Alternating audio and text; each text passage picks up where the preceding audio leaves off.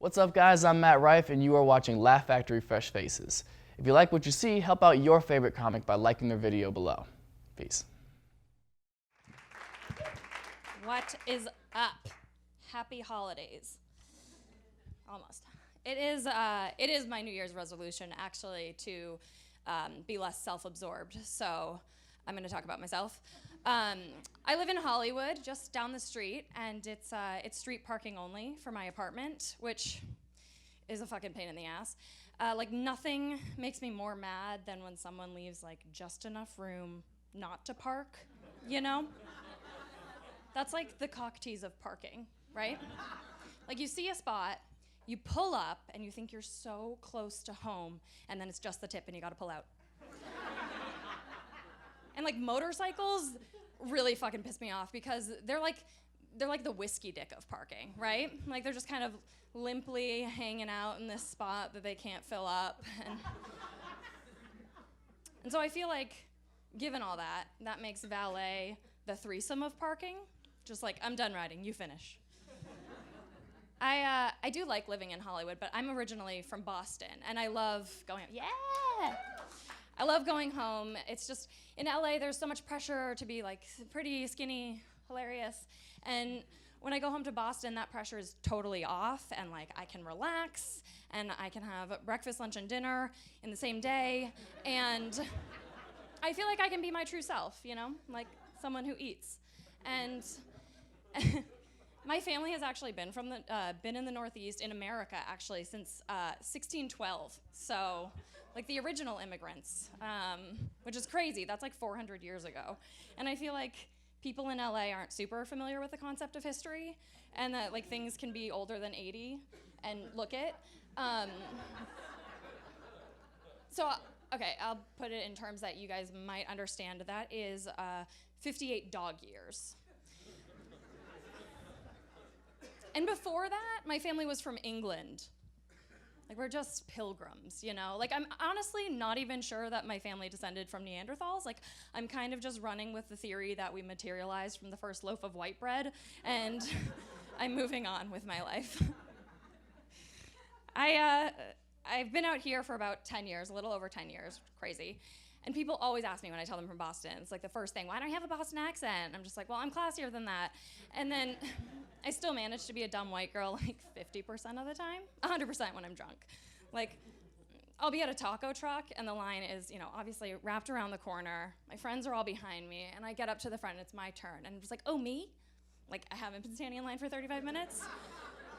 I was like, what do I want? Okay, I will have tacos. Oh shit, what kind?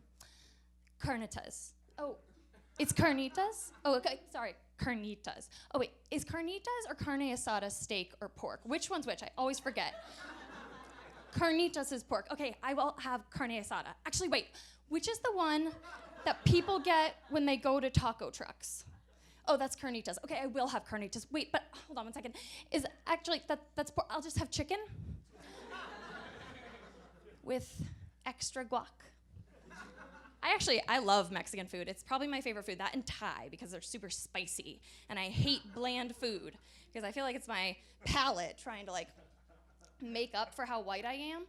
And like, it's actually a total turnoff when guys say they're a steak and potatoes kind of man. Like, I don't like that. That's a red flag for me. Because it means you're not adventurous. Another something about me is I read into things. Guys will text me and they'll be like, hey girl, and I'm like, oh, he said girl. So that means he acknowledges that I'm a female, which means he wants to have sex with me, which means he wants to marry me. A few years of dating in LA has proven that's not the case, but I still like to believe it. I'm just like super, super jaded about it. Like, in online dating profiles, guys love to say this. They love to say, I love to travel. And I was like, okay, Luke, 28. So what you're saying is, your hobby is leaving people behind. Is that right? Did I get that right? Okay, great. I was on Bumble for a couple years. I'm off now. I had to go on Bumble because I got kicked off Tinder. We're done talking about me now. And I was on Bumble, and all guys' profiles, I'm sorry guys, like, they're just all the same. Like, there's always the guy that says he's an entrepreneur, but he's not It doesn't have like any business affiliation, and it's just like a picture of him like super close up with gold shaded sunglasses and like a bathroom selfie. And I don't know, I just feel bad for them because I'm like, you spelled unemployed wrong.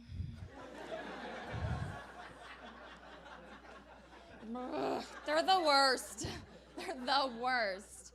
Some guys are honest though. Some guys are upfront. They'll write in their bios, not looking for a hookup. And I appreciate that. I really do, because I'm like, thank you. Thank you. Now I know that you're also looking for a secret to keep from your girlfriend. And I may or may not be in. The classic, the like absolute classic. Like I would say like 93% of guys do this. And it's a hard fact. They'll put a picture of them with a baby or like a toddler, and then their bio inevitably reads, "Not my kid." And it's like, right, I get it, it's your niece, I had a drunk uncle too, and I feel like they're just trying to seem like sensitive or something, so we'll go home and have sex with them and then marry them. But I'm on to you, Luke, 36. This is a side note, but this is a thing about kids that I just do not understand. These days, like, why do kids have phones younger and younger these days, right? I don't understand it. When I have a kid, they're not getting a phone until they're 12 or something reasonable. I feel like I'll figure that out then. But like, honestly, what does a 7-year-old need a phone for? For real, like, are they calling an Uber stroller? Like, all my friends are having kids. They're all settling down with the one, they're all getting married and living with their boyfriends, and I just don't get that. I can't even commit to a serving size, I probably should have known I was gonna have commitment issues when my first crush was on a triplet. Like, I feel like that's a telltale sign, right? I don't know, I have to start thinking about whether guys in my life are get ready for marriage, Are they gonna be a good dad? Are they gonna be, have a secure job? Are they gonna be one of those old men who works out in jeans? I wanna know that before I commit, You guys think about that, especially these four in the front row. I feel like you guys, you're all guilty of at least one of those things. You're looking at me like I'm crazy, but I know I'm not. All right, thanks guys, that's my time. I'm Gracie Lane.